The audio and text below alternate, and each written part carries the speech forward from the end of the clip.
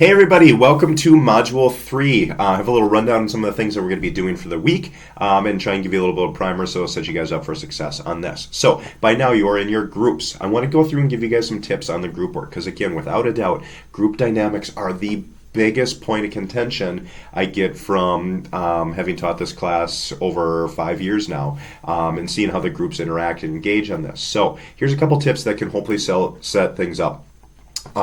Just a fundamental understanding that people work differently. People have different styles, they have different schedules, they have different lives going on. So be respectful of that. But that's how the work world works as well. People are going to have different times and they're going to have different things when they can work with you. You're managing multiple different schedules through these things. But my key here is be a problem solver. I get lots of questions about group issues in administrative work, and I'm really looking to have you guys be problem solvers, triage and troubleshoot what those areas are. Many of these things come from just a misunderstanding. So from day one, be clear on your goals. What is your hope for the class? What is your hope for a grade? What are you hoping to get out of this? What are your needs? What do you need to be successful? Do you need somebody to work and get ahead of things? Are you somebody who's really planning on waiting a little bit longer on that? Do you talk back and forth? Do you need guidance along the way? Do you need check-ins? What are your communication styles?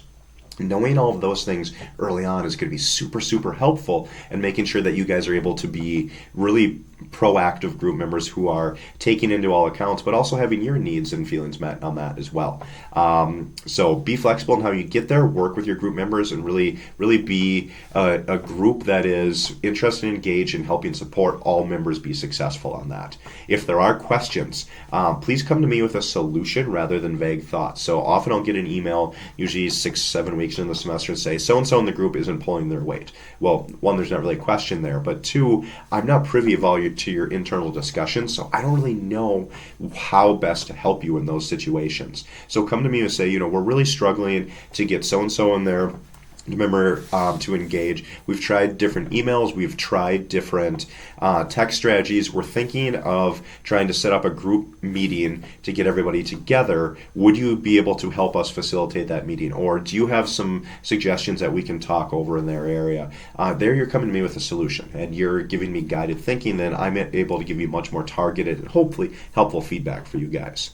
Moving into a couple assignments for the week. So your customer research assignment is now due and assigned. For this, you're going to create what I call a composite persona. This is going to be the first in a long string of projects that you're doing throughout the semester with your brand. You're going to profile a brand, so you're going to follow the same brand throughout the semester and work through a full digital communications plan over the semester. So it's a lot coming through.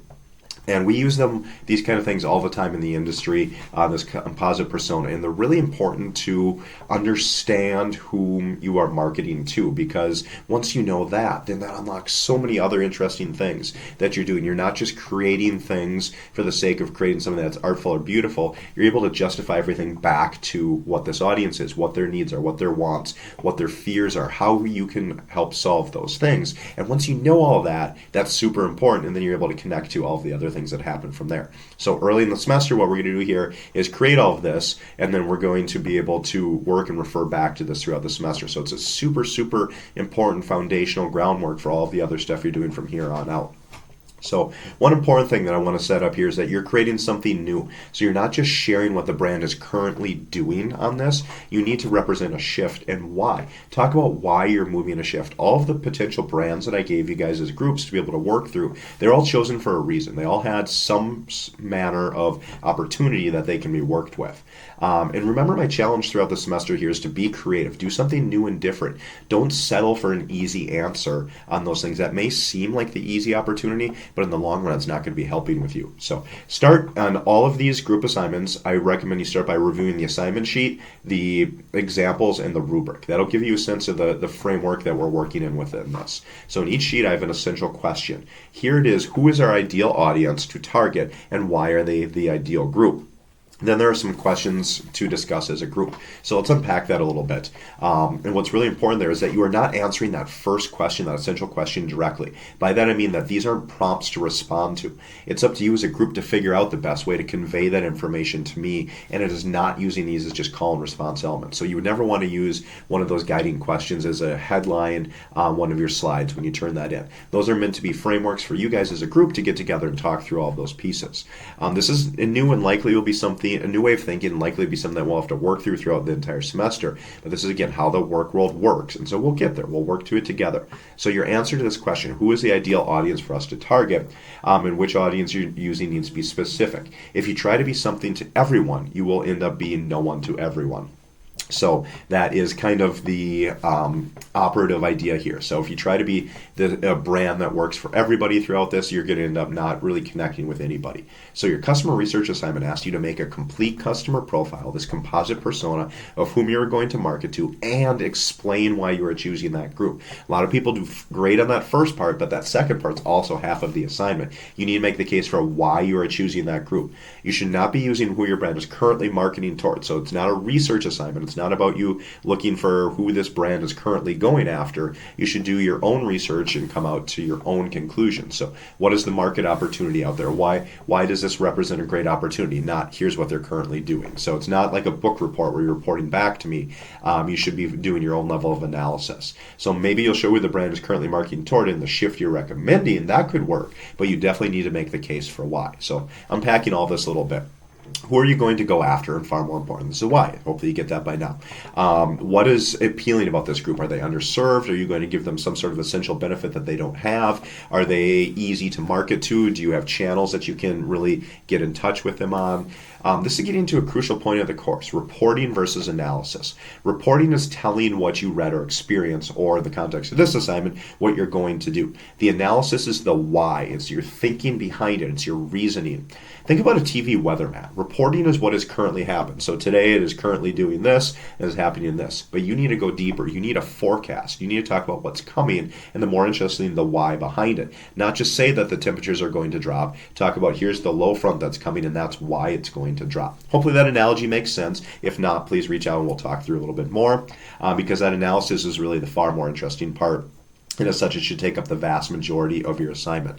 I have some examples assignments I have some example projects in the assignment sheet for you. Some are professional, some are from other students, but these are not templates.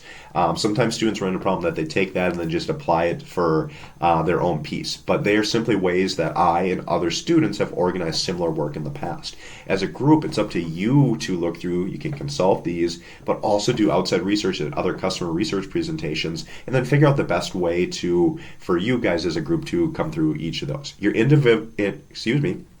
indeliverable will be a Google Slides presentation. It needs to give a clear and complete picture of your chosen audience that you are going after. You got to be using both data and anecdotal, that means story-backed information, to explain the demographic and sociographic information, and then explain why you're choosing this group, and then discuss the opportunity that they represent. So a lot to do there. Again, reach out to me. The reading this week goes through a little bit more about persona building and some ways to do that. Hopefully those readings will help you give a little bit more groundwork to understand these. Overall, I'd say of the pieces that you're looking through, some of the professional examples and the student examples both have good opportunities, but it's again on your own. Find a way to show customer research on your own, because I'm as interested in how your group decides to solve this problem, how it chooses to meet this challenge, as anything else. As always, be in touch with questions, get out ahead of issues. I'm asking a lot of you, but as such, I'm willing to offer a lot of myself here to help you so you can be successful along the way and ultimately create something you feel really good about. So